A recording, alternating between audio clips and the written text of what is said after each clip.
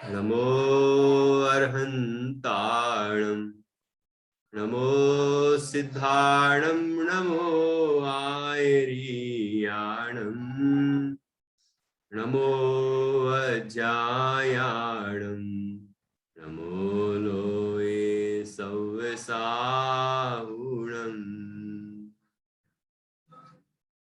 मोक्षमार्गस्य नेतारं भेत्तारं कर्मभूभृतां ज्ञातारं विश्वतत्त्वानां वन्दे तद्गुणलब्धये वन्दे तद्गुणलब्धये।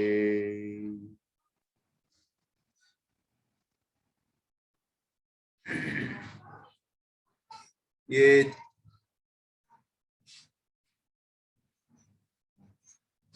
तत्वार सूत्र में ये 7वां अध्याय अपना चल रहा है। इसमें 34 नंबर का सूत्र था, उसमें थोड़ा सा अपन को देखना है।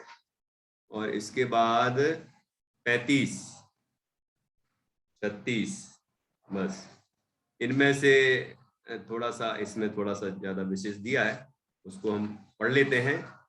तो क्या विशेष है? 34वां सूत्र,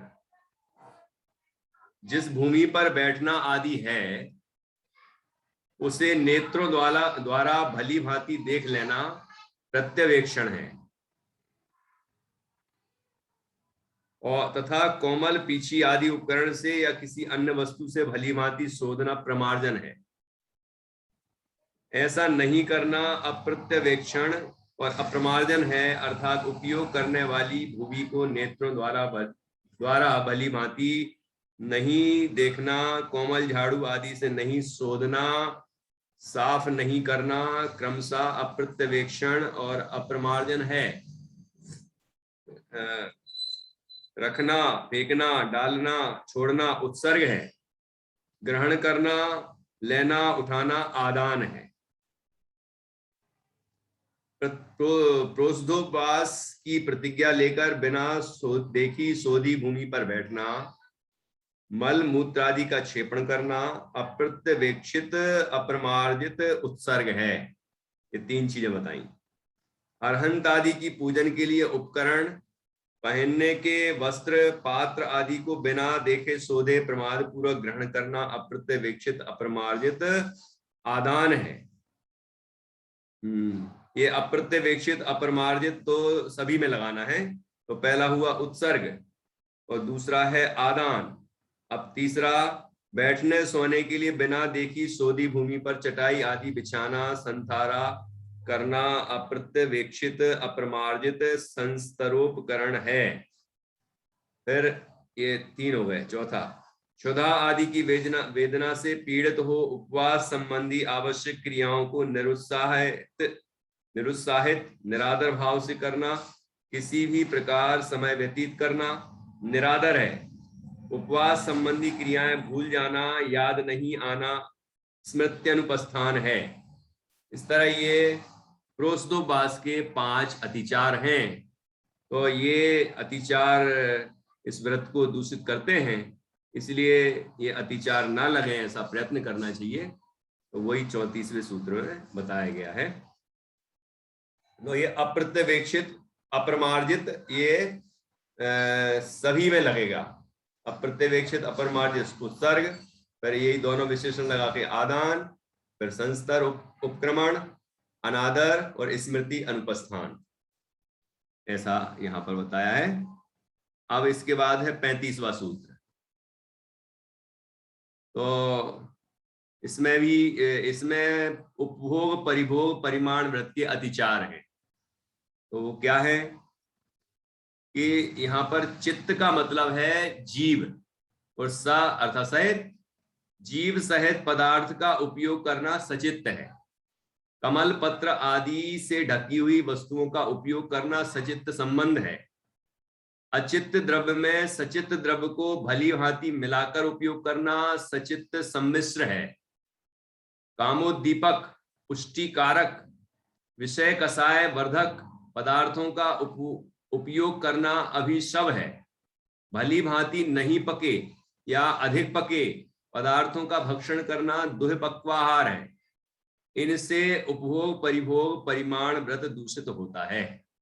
इस तरह सचित्त का अर्थ यहाँ पर बताया है, सचित्त फल, सचित्त पत्ते, सचित्त मतलब जीव सहित, हरि हरि। यहाँ पर प्रश्न किया दुःपक्वाहार के भक्षण में क्या दोष है?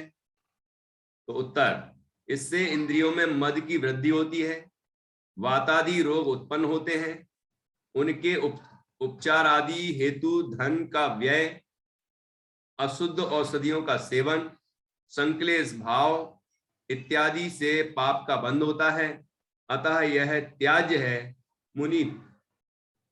मुनि भी दुःपक्वाहार का त्याग करते हैं। दुःपक्वाहार अर्थात जो फल भली भांति नहीं पके हैं या अधिक पक गए हैं, है ना, इस तरह के जो फल हैं उनका सेवन करने से ये क्या क्या नुकसान होता है। वातादि रोग होते हैं, और फिर बीमारी होती है तो उपचार के लिए धन खर्च करना पड़ता है, अशुद्ध औषधियां लेनी पड़ती हैं, इसलिए ये भी अतिचार है। तो ऐसा काम ही नहीं करें, ऐसी चीज का सेवन ही नहीं करें कि जिससे कि बीमारी हो, और बीमारी नहीं होगी तो फिर अनावश्यक धन भी खर्च नहीं होगा, तो अनावश्यक कमाना भी नहीं पड़ेगा, और अशुद्ध औषधियां नहीं खानी पड़ेंगी। इतना बढ़िया बताया। प्रश्न अगला है इसी में, सचित्त आदि के उपयोग में प्रवृत्ति कैसे हो जाती है? प्रमाद। उत्तर, प्रमाद, तीव्र क्षुधा तृषा, तीव्र राग इत्यादि से इनके उपयोग में प्रवृत्ति हो जाती है। जब उन वृत्ति को तीव्र कषाय आ जाए, या प्रमाद हो, या तेज भूख लगी हो, या प्यास लगी हो, तो ऐसी स्थिति में उपयोग इन पदार्थों में प्रवृत्त हो जाता है और वो दोष लग जाते, अतिचार लग जाते। अब इसके बाद है अतिथि संविभाग व्रत के अतिचार। तो उसको यहाँ पर जो भाव लिखा है उसको पढ़ते हैं। मुनि को देने के लिए कमल पत्र आदि, सचित्त पर आहार आदि रखना सचित्त निक्षेप है। हरे पत्ते पर कोई केले के पत्ते या और कोई पत्ते पर रख देना आहार को, वो सचित्त निक्षेप है। उसे ही सचित्त से ढकना सचित्त आपिधान है। सचित्त वस्तु से अपन ने भोजन को ढक दिया तो वो भी दोषपूर्ण हो गया। अन्य की वस्तु को स्वयं लेकर अपने नाम से देना, या अपनी वस्तु दूसरे के हाथ से दिलाकर अपना नाम छिपाना पर व्यपदेश है। क्या कह रहे हैं कि अन्य की वस्तु को स्वयं लेकर और अपने नाम से देना कि हमने दिया आपको, ऐसा दिया दूसरे ने है, दूसरे की वस्तु, हाँ है दूसरे की वस्तु, और दूसरे ने हमें दी कि भैया उनको दे देना, तो उनका नाम क्या नहीं कि उनकी तरफ से है, ये अपना नाम बता दिया कि मेरी तरफ से लीजिए, उस है। और दूसरा कहा इसी में अथवा करके अपनी वस्तु दूसरे के हाथ से दिलाकर अपना नाम छिपाना। अच्छा, ये भी दोष है, अपनी वस्तु दूसरे के हाथ से दिलाकर अपना नाम छिपाना पर व्यपदेश है। इसमें थोड़ा सा लग रहा है कि ये इसका भाव क्या होना चाहिए। के हाथ से तो अपन वैसे दिला देते हैं अच्छे कार्य, सामने वाले को पता ना चले कि हमने दी है, क्योंकि हमसे लेगा नहीं और उससे लेगा तो उसके माध्यम से हमने दिलवा दी, हो जाता है। तो ये भी दोष है, लेकिन लिखा है पर ये वृत्ति का ही होगा ना, कि जो वृत्ति है मिला के अपनी वस्तु अपने हाथ से उस पात्र को देना, वही सही है। दूसरे से दिलवाई या दूसरे की वस्तु को अपने नाम से दी, ये दोनों ही दोष है। इसमें छिपाने का भी परिणाम हो गया, मायाचारी भी हो गई। और मायाचारी नहीं हुए तो उसने भाई मायाचारी सोच के नहीं किया, नहीं तो दोष, तभी तो दोष कहलाएगा। प्रमाद सोच के नहीं की मतलब प्रमाद की, ना समझी में की तो दोष तो है। तो अब तो दूसरे के हाथ से दिलाकर अपना नाम छिपाना, ये भी दोष तो है, क्योंकि हम देंगे तो वो लेगा नहीं है, और किसी अच्छे व्यक्ति के द्वारा हमने वो चीज दिलवा दी किसी को तो वो जल्दी ले लेंगे। ये सोच के हमने उनको दे दिया, उनके माध्यम से दिलवा दिया और अपना नाम छिपा लिया, तो ये भी है तो दोष ही। इसको पर व्यपदेश कहते हैं। निरादर पूर्वक दान देना, यथाविधि योग्य दान देने वाले अन्य दाता के गुणों की सराहना नहीं करना, अदेख का भाव रखना मात्सर्य है, अनदेखा कर देना, किसी को अनदेखा कर देना, ये अतिथि समविभाग व्रत के अतिचार है ना। अतिथि को अनदेखा कर दिया है ना, कि इनको नहीं देना है इसलिए देखो ही नहीं इनकी तरफ नहीं तो द्वारापेक्षण के लिए आ गए हम और उनको देख लिया और नहीं दिया तो वो लोग कहेंगे कि इनको देख लिया तो भी पड़गाहन नहीं किया इनने। या कोई अतिथि मतलब मुनिराज, अतिथि अर्थात श्रावक, हरिका, वो सभी आ गए ना अतिथि, अविरत सम्यक दृष्टि भी, वो सब अतिथि हैं साधर्मी, तो उनको अनदेखा कर दिया, ये मात्सर्य भाव है। अदेख सका भाव रखना मात्सर्य है। दान के काल का उल्लंघन कर अकाल में आहार देना कालातिक्रम है। तो कोई अकाल में लेने वाला हो तो अकाल में देना चाहिए कि नहीं, ये भी प्रश्न। मतलब समय पर, समय के जैसे श्रावक है वो तो उसे कितने बजे तक, मान लो सूर्य अस्त के अंतर्मुहूर्त पहले तक ही आहार लेना चाहिए, ठीक है ना। अब वो रात में आ गया हमारे यहाँ, या वो शाम हो ही है, सूर्य अस्त हुआ है और तब मांग रहा है, लेकिन हम लोग पूरे घर में कोई भी सूर्य अस्त के अंतर्मुहूर्त पहले ही पूरा रसोई वगैरह सब बंद कर देते। तो हमसे कोई मांगता है तो देना चाहिए कि नहीं देना चाहिए? रात में भोजन मांगे तो दें कि नहीं दें? तो वो भी तो दोष हो जाएगा ना। तो दान के काल का उल्लंघन कर अकाल में दान देना, मतलब जो ठीक समय पर आहार दिया जाना चाहिए उस समय पर ही देना, वो ठीक। बाकी देना वो अतिथि समविभाग व्रत का दोष है। सामने वाले को तो दोष लगेगा कि वो अकाल में निकला, आहार करने के लिए आए, तो वो उनका दोष है, लेकिन हमने दिया ये हमारा दोष है। काल का उल्लंघन करके हमने दिया ये हमारा दोष है, काल का उल्लंघन उनने किया वो उनका दोष है। बात यहाँ पर समझ में आती है ना। इसको कहते हैं कालातिक्रम। इससे अतिथि समविभाग व्रत के ये 5 दूषण तो अपन ने कल ही समझे थे।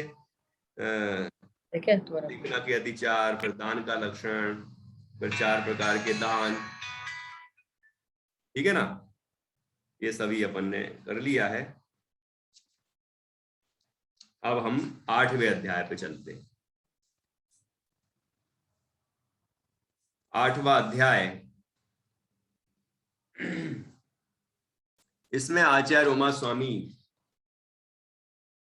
8 कर्मों का निरूपण करते हैं। बंध तत्व का निरूपण है इसमें। मतलब ये अभी 6वां और 7वां ये 2 अध्याय आश्रय तत्व के निरूपण वाले थे। अब ये जो एक अध्याय है 8वां, ये बंध तत्व के निरूपण वाला है। मतलब बंध, कर्मों का बंध कितने तरह से होता है, किन किन कारणों से होता है, और उसकी स्थिति कितनी होती है, ये सारी बातें इसके अंदर बताई जाएंगी। 8वां अध्याय है ये, ठीक है ना। तो पहला ही सूत्र है बहुत जोरदार, मिथ्या दर्शना विरति प्रमाद कसाय योगा बंध हेतवः। बंध के हेतु, बंध के कारण 5। पहला मिथ्या दर्शन, दूसरा अविरति, तीसरा प्रमाद, चौथा कसाय और 5वां योग। इन 5 कारणों से बंध होता है कर्म का। मिथ्या दर्शन पता ही है, मिथ्यात्व। अविरति, व्रत का अभाव मतलब हिंसादि रूप प्रवृत्ति। प्रमाद, स्वरूप में असावधानी और अन्य तरह से भी असावधानी, 15 प्रकार के प्रमाद। और कसाय, 4 प्रकार की कसाएं, 25 प्रकार की कसाएं। और योग, 3 योग, मन योग, वचन योग, काय योग, ऐसे ये जो परिणाम है ये सभी बंध के हेतु है, बंध के कारण है। ऐसे विस्तार करते जाओ तो इन्हीं के बहुत सारे भेद बन जाते हैं। तो वो सभी बंध के हेतु हैं। इसमें लिखा है क्रियावादी के 180 भेद, अक्रियावादी के 84 भेद, अज्ञानवादी के 67 भेद, विनयवादी के 32 भेद। ऐसे और भी अनेक इन्हीं के डिटेल, मतलब इन्हीं के मिथ्यात्व के, विपरीत मिथ्यात्व, एकांत मिथ्यात्व, संशय, अज्ञान, है ना, ये सब जो मिथ्यात्व के और भेद कर दिए जाते हैं वो सभी इसमें गर्भित हैं। तो वैसे सभी प्रकार के जो भेद हैं उन सब से कर्मों का बंध होता है। ठीक है, तो उसमें मिथ्यात्व तो पहला है। मतलब कोई ऐसा कहते हैं कि मिथ्यात्व बंध का कारण नहीं है, बंधन में अकिंचित कर है, तो उन्हें ये सूत्र का ज्ञान नहीं है। तत्वार सूत्र का 8वें अध्याय का पहला सूत्र, जिसमें सबसे पहला कारण बताया बंध का मिथ्या दर्शन, उसके बाद बाकी सब है। और पहला जब तक नहीं नष्ट होगा तब तक बंधन नष्ट नहीं होगा। ये नियम से ही, एक क्रम से जाते हैं, देखना आप, मिथ्या दर्शन सबसे पहले जाएगा। ठीक है, फिर चौथा गुण स्थान हो गया, मिथ्या दर्शन गया मतलब चौथा तो हो ही गया। उसके बाद चौथे में अविरति सम्यक दृष्टि है वो, फिर अविरति भी गई, तो पांचवा चौथा पांचवा गुण स्थान हो गया, छठवां गुण स्थान हो गया, सातवां गुण स्थान हो गया, जो मान ले छठवां मान लीजिए, है ना, 7वें पूरक 6वें में आ गए। तो उसमें प्रमाद बंध का कारण है, मिथ्या दर्शन और अविरति तो नहीं रही, लेकिन प्रमाद है, प्रमत्त गुण स्थान है वो, प्रमत्त विरत। अब प्रमाद का भी अभाव कौन से गुण स्थान में हो जाता है? 12वें गुण स्थान में प्रमाद का भी अभाव हो गया, तो वो क्षीण कसाय गुण स्थान हो गया। एक मिनट, उससे नीचे अपन चले थोड़ा। प्रमाद 12वें में नहीं रहता क्या प्रमाद? हाँ, वहां बंद नहीं होता। एक मिनट, थोड़ा सा मिस्टेक हुई है फिर से, कि अविरति चौथे गुण स्थान पर्यंत है। अविरति 5वां होगा ना? नहीं, अविरत सम्यक दृष्टि चौथा गुण स्थान, अविरत 5वां तो देश व्रत है, प्रमत्त व्रत है, तो छठे प्रमाद से होगा, और उसके ऊपर 7वें से लेके प्रमाद का अभाव है, अप्रमत्त व्रत है, इसलिए वहां पर प्रमाद तो नहीं है, तो किससे होगा? कसाय से होगा। संज्वलन कसाय बाकी है अभी 10वें तक, है ना, 10वें तक, तो कसाय से होगा। और उसके बाद फिर कसाय का भी अभाव हो गया 12वें गुण स्थान में, तो अब किस? योग से होगा। और फिर योग का भी अभाव हो जाता है, अयोग केवली के बंद हो जाता, बंद रहित, आश्रव तो होता ही नहीं। वैसे भी में भी आश्रव, ईर्यापथ आश्रव कहा है ना, बंधन तो कहा ही नहीं। और 14वें में वो योग भी नहीं रहा, और फिर सिद्ध हो गए। तो ऐसे ये क्रम से ही जाएंगे। तो पहले नंबर मिथ्या दर्शन होना चाहिए, मतलब मूल में बंध का कारण मिथ्या दर्शन है। टोडरमल जी साहब ने भी मोक्ष मार्ग प्रकाशक के दूसरे अध्याय में नवीन बंध विचार प्रकरण में कि नए बंध का कारण मोह है, मोह है ना। तो ऐसे ये मूल बंध का कारण यहाँ ये मिथ्या दर्शन है, ये समझना चाहिए। इसीलिए किसी के कहने से भ्रमित नहीं होना चाहिए कि मिथ्यात्व बंध का कारण नहीं है, किंचित कार्य कर्म बंधन में, ऐसे मिथ्या दर्शन तो सबसे पहले बंध का कारण, सबसे पहले बंध का कारण है वो बंध के 5 कारणों में पहला कारण वही लिखा है। वही है। क्या होता है कि जैसे टोडरमल जी साहब ने लिखा कि सामान्य रूप से मिथ्यात्व और कसायों को कसाय कहते हैं, तो कहीं लिखा मिल गया होगा कि कसाय से बंद होता है, तो उनने समझ लिया कि कसाय से बंद होता है, मिथ्यात्व से बंद नहीं होता। दोनों से होता है। जी ने खुलासा किया है मोक्ष प्रकाश कि मिथ्या मिथ्यात्व और कसाय को सामान्य रूप से कसाय कहते हैं, है ना। तो वो कसाय अकेला कसाय यदि लिखा भी हो कहीं बंध का कारण, तो वहां मिथ्यात्व भी समझना। अब यहाँ पर जो कसाय आया है वहां, अब यहाँ मान लीजिए कभी कसाय मिथ्यात्व रहित भी हो सकती है, कभी कसाय मिथ्यात्व सहित भी हो सकती है। तो जैसी स्थिति हो वैसा तरह का बंध होगा। लेकिन मिथ्यात्व से तो अनंत संसार का बंध होगा, सबसे अधिक बंध तो उससे ही होता है। ये बात अपन को समझना चाहिए। तो ऐसे ये सूत्र, ये पहला सूत्र है, मिथ्या दर्शना विरति प्रमाद कसाय योग बंध हेतवा। तो आप पढ़ लीजिए एक बार, सरल है। हाँ। मिथ्या दर्शना विरति प्रमाद कषाय योगा बंध हेतु। हाँ, मिथ्या दर्शना विरति प्रमाद कषाय योगा बंध हेतुः। ठीक है, बंध हेतवा। बंध। अब दूसरा सूत्र, अब इसमें बंध का स्वरूप बताया है, बंध का लक्षण। सकसायत्वात् जीवः कर्मणो योग्यान उद्गलानादत्ते सबंधः। सकसायत्वात् मतलब कसाय सहित होने से, ठीक है। जीव कर्मणो योग्यान उद्गलान आदत्ते, जीव कसाय के योग से, कसाय से जब कर्म के योग्य पुद्गलों को ग्रहण करता है, आदत्ते सबंधा, वह बंध है।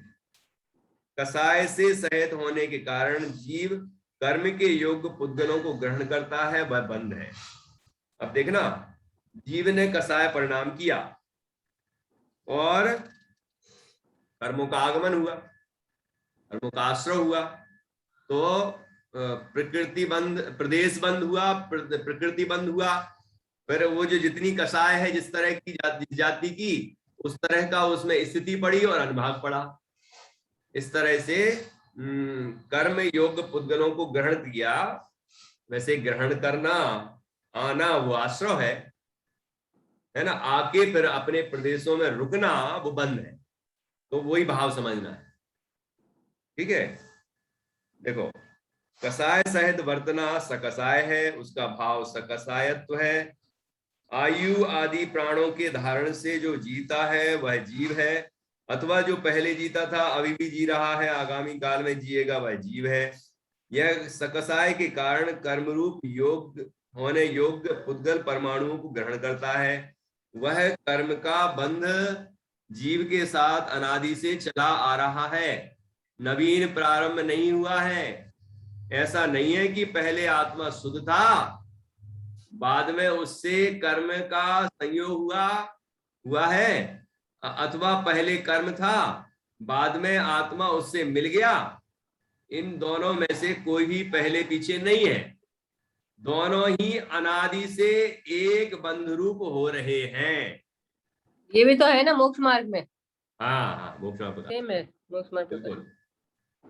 जैसे दूध में जल, तिल हाँ। स्वर्ण पाषाण में स्वर्ण और किट्ट कालिमा, स्वर्ण और किट्ट कालिमा आदि बंध रूप है, उसी प्रकार जीव और कर्म का अनादि बंध है। जैसे उदराग्नि के अनुसार जीव आहार को ग्रहण करता है, उसी प्रकार तीव्र मंद मध्यम कसाय के अनुसार ही स्थिति अनुभाग रूप कर्म बनते हैं। इस तरह से यहाँ बताया है। और इसमें एक बात और बताई, कर्म के योग्य पुद्गलों का ग्रहण करना, क्योंकि पूरे तीन लोक में कारमाण वर्गणाएं ठसाठस भरी हैं। लेकिन बंध कब कहेंगे? जब कारमाण वर्गणा कर्म रूप से परिणमित होकर आत्म प्रदेशों के साथ एक क्षेत्र का संबंध करें तो उसको बंध कहेंगे। उन कारमाण वर्गणाओं का कर्म रूप से परिणमन हुआ है और हमारे साथ एक क्षेत्र का संबंध हुआ है, तब वो बंध कहलाएगा। कार्माण वर्गणाएं तो सर्वत्र विराजमान है, सिद्धालय में भी है, सब जगह ठसाठस भरी है। तो कार्माण वर्गणाओं से कुछ नहीं होता। कार्माण वर्गणाएं जो कर्म योग्य परिणमित होने पर वो कर्म रूप परिणमित होती हैं, तो वो कहलाता है बंध। ठीक है, कार्माण वर्गणाएं कर्म रूप से परिणमित होकर आत्म प्रदेशों के साथ एक क्षेत्र संबंध स्थापित करती हैं, उसको बंध कहते हैं। ये बात यहाँ पर बताई गई है।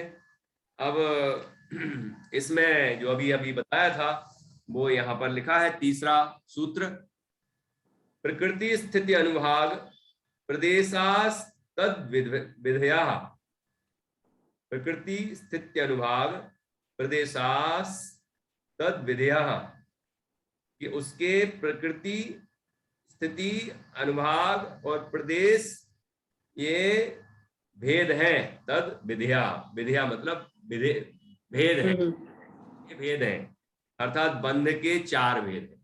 बंध के 4 भेद, प्रकृति, स्थिति बंध, अनुभाग बंध और प्रदेश बंध, ये बंध 4 प्रकार के। ठीक है, पहले आप दूसरा सूत्र पढ़ लीजिए, फिर अपन तीसरे पे चर्चा करेंगे। अच्छा, सकषायत्वा जीवा कर्मणो योग्यान पुद्गलाना दत्ते स बंधः। भाई साहब, आपने जा दो जा है, एक आधा जा और एक पूरा जा है। सकषायत्वा, सकषायत्वा जीव हाँ, कर्मणो योग्यान पुद्गलाना दत्ते स बंधः। बहुत अच्छा। सकषायत्वाच, सकषायत्वाच, देखिए सकषायत्वाच ऐसे, हाँ, इधर मेरी तरफ देखिए, सकषायत्वाच सकषायत्वाच जीवः, जीवः, हाँ, कर्मणो योग्यान पुद्गलानादत्ते स बंधः। पुद्गलानादत्ते सबंधा। अब तीसरा भी पढ़ लीजिए। प्रकृति स्थित्यनुभाग प्रदेशास्तु द्विधय। ठीक है, तद्विधेय। प्रकृति स्थिति अनुभाग प्रदेशास्त द्विधः। स्थित्यनुभाग, हैं, क्या बोलिए? प्रकृति स्थित्यनुभाग, प्रकृति स्थिति अनुभाग, स्थित्यनुभाग, स्थिति अनुभाग, हाँ, स्थित्य या है या, हाँ, स्थिति अनुभाग प्रदेशास्त द्विधः। तद विधेया, तद विधेया, वाह वाह। प्रदेशास के बाद ये है, प्रदेशास तद द्विधः नहीं, दा पहले बोल लिया तो फिर द्विधा क्यों बोलेंगे? ओ, विधेया, वाह में छोटी की मात्रा, विसर्ग, तद विधेया, तद बोलिए, तद, हाँ विधेया, हाँ, बराबर, ठीक है ना? ठीक है, नहीं तो ऐसा अर्थ हो जाएगा कि द्विधा मतलब दो होते हैं क्या? तद विधेया, तद विधेया, ओके, मतलब उसके भेद हैं वो। तो प्रकृति बंध है, स्थिति बंध, अनुभाग बंध, प्रदेश बंध, ये बंध के 4 भेद हैं। प्रकृति बंध क्या है? अपन देखो सरल भाषा में समझ लेंगे इसको। प्रकृति बंध क्या है? कि कर्म का स्वभाव प्रकृति है। जैसे नीम की प्रकृति कड़वी है, गुड़ की प्रकृति मीठी है, उसी प्रकार देवता के ऊपर पड़े हुए वस्त्र के समान ज्ञान नहीं होने देना, ज्ञान को रोकने में निमित्त होना, ज्ञान प्रकृति है। ऐसे सभी 8 कर्मों का लिखा है, जो गवर्नमेंट स्कूल में आपने उदाहरण पढ़े होंगे ना। तो क्या है गाथा, अभी ध्यान नहीं, तो उसमें 8 उदाहरण दिए, 8 के 8 उदाहरण दिए हैं। पट अपने मंदिर में लगा रखा है। हाँ, पट राय द्वार, ऐसा कुछ मतलब वो पहला ठीक से नहीं, वो नहीं बोल रहे, द्वारपाल का ये बोल रहे हैं क्या? हाँ, जैसे देवता के ऊपर वस्त्र डाल दिया या फिर ऐसा पर्दा लगा दिया। राजा का दर्शन, दर्शनावरण हो गया। दर्शनावरण ऐसा द्वारपाल, बोले, हाँ द्वारपाल ज्ञानावरण, दर्शनावरण, वही शराबी का वही है, वही, हाँ हाँ वही है, काठ की बेड़ी, हाँ हाँ हाँ, खजांची। गाथा है कोमटसार में, तो वो 8 हाँ, उदाहरण है उसके, 8 के, यहाँ पर डिटेल में लिखा है पूरा। तो अच्छा। प्रकृति, कर्म की प्रकृति मतलब उसका स्वभाव, तो वो किस तरह की प्रकृति वाला है। ज्ञानावरण की प्रकृति के, दर्शनावरण की है कि वेदिनी मोहिनी आयु नाम गोत्र का आए, है ना। किस कर्म की प्रकृति है वो, उसका वो स्वभाव है, और उसके स्वभाव के अनुरूप वो फल देगा, वो स्वभाव हो गया। अब इसके बाद है स्थिति। स्थिति क्या है कि स्थिति है वो कर्म कब तक जीव के साथ रहेगा, है ना। हाँ, के साथ कितने टाइम तक है? जितनी देर रहेगा वो कर्म, वो कहलाती है उसकी स्थिति। बंध को प्राप्त हुई कर्म प्रकृति जितने काल पर्यंत अपने स्वभाव को नहीं छोड़ती है, वह काल प्रमाण स्थिति है। कर्म का अवस्थान होना स्थिति बंध है। तो सभी कर्मों की अलग अलग स्थितियां हैं, जघन्य स्थिति और उत्कृष्ट स्थिति सबकी अलग अलग है, ठीक है ना। फिर है उसके बाद अनुभाग।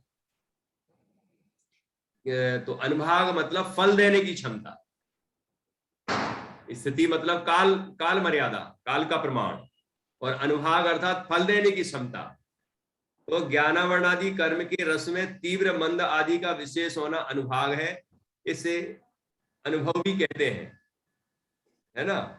जैसे बकरी गाय भैंस आदि के दूध में मंद तीव्र रूप रस के अनुसार स्वाद का विशेष है, उसी प्रकार कर्म की प्रकृति में तीव्र मंद रस रूप फल देने की शक्ति होना अनुभाग बंध है, ठीक है। फल देने की क्षमता कितनी है उसमें, जैसे कि सफल दे। भैंस बैल बकरी, मतलब गाय भैंस और बकरी, इनके दूध का जो फैट है, तो फैट देखते ना, तो बकरी का दूध का सबसे कम, उसके बाद गाय का, उसके बाद भैंस का। ये फैट मतलब उसके अंदर, फैट, अच्छा। हाँ, गाय का तो सबसे कम मतलब होता है। उसमें चिकनापन, घी कितना है, तो बकरी में सबसे कम होगा, गाय में उससे ज्यादा होगा, और भैंस में और ज्यादा होगा। चिकनापन, अच्छा। हाँ, फैट तो उसमें ही ज्यादा फैट है, ठीक बोलते है। हैं, हाँ हाँ, ठीक है। वसा। हाँ, तो ऐसे ही कर्म प्रकृतियों की भी फल देने की अपनी अपनी क्षमता होती है, मंद क्षमता है कि तीव्र क्षमता है, वो अनुभाग है। और आखिरी बचा प्रदेश बंध।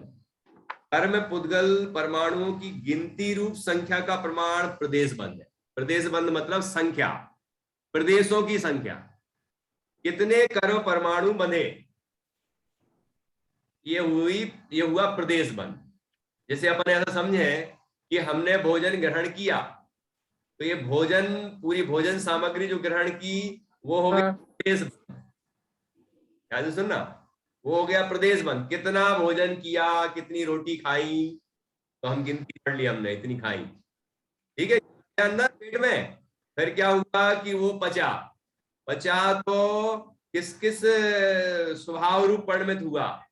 कुछ भोजन रस बन गया, खून बन गया, मांस बन गया, हड्डी बन गया, कि कुछ मल बन गया, कि क्या बन गया, वो हुआ उसकी प्रकृति। फिर वो कब तक हमारे शरीर में रहेगा, वो भले ही खून रूप में रहे कि मांस रूप में रहे, किसी भी रूप में रहे, लेकिन रहेगा कब तक, वो कह रहा है कि स्थिति। और कितनी शक्ति देगा शरीर को, वो कहलाएगा अनुभाग। उसकी क्षमता कितनी है भोजन की, भोजन ने शरीर को पोषण कितना दिया, ताकत कितनी दी, ऊर्जा कितनी दी, तो ये कहलाएगा अनुभाग। ऐसे टोडरमल जी साहब ने ये उदाहरण देके चारों को समझाया है, ठीक है ना? ये वाला उदाहरण है मोक्ष मार्ग में। हाँ हाँ, दूसरे अध्याय में भोजन का उदाहरण दिया है उन्होंने, कि ऐसा बताया जैसे कि ये भोजन करने पर वो सारा काम अपने आप ऑटोमेटिक होता है, हाँ, भोजन खाया तो अंदर गया तो चाहिए फिर। और ज्ञान नहीं चाहिए, है ना, उसको राग भी नहीं होता और ज्ञान भी नहीं होता उसका भोजन को, और वो अपने आप सिस्टमेटिक सब रूप परिणमित हो जाता है। ऐसे कर्म भी जीव विकार करता है, वो आते हैं कर्म परमाणु प्रदेश बंध, फिर वो अलग अलग प्रकृति रूप बढ़ जाते हैं, ये प्रकृति बंध, फिर वो अपनी जितनी उसमें कसाय थी उतनी काल मर्यादा उसमें रहेगी, उतनी फलदान शक्ति रहेगी, तो ये सब हुआ और अपने अपने समय में आके उदय में आके फल दे के गिरते जाते हैं। तो इसके लिए ज्ञान होने की जरूरत नहीं है कर्म को। ऐसा बड़ा ही सुंदर है। तो इस तरह हमने आज अभी 8वें अध्याय के 3 सूत्रों पर चर्चा की। अब आगे फिर सभी कर्मों का यहाँ पर बताने वाले हैं। 8 कर्मों के अभी मतलब ये 4 बंध है ना, 4 प्रकृति बंध, प्रदेश, हाँ, प्रकृति, प्रदेश, स्थिति, अनुभाग। प्रकृति बंध नहीं, पहले हाँ प्रकृति बंध, स्थिति बंध, अनुभाग बंध और प्रदेश बंध, ये क्रम दिया है। अपन देखते हैं कि आचार्य ने इसका मतलब क्या महत्व बताया होगा। ऐसे ऐसे सुनते हैं, पहले नंबर तो प्रदेश बंध होता है, फिर प्रकृति रूप होता है, फिर स्थिति और अनुभाग होता है। प्रकृति बंध और प्रदेश बंध ये योग से होता है, और स्थिति बंध और अनुभाग बंध कसाय से होता है। लेकिन दिया है वो ये दिया है प्रकृति, स्थिति, अनुभाग, प्रदेश। तो अपन देखेंगे इसमें कि क्या महत्व है उसका, विशेष होगा जरूर। चलिए आज करते हैं, कल चौथे सूत्र से पढ़ेंगे।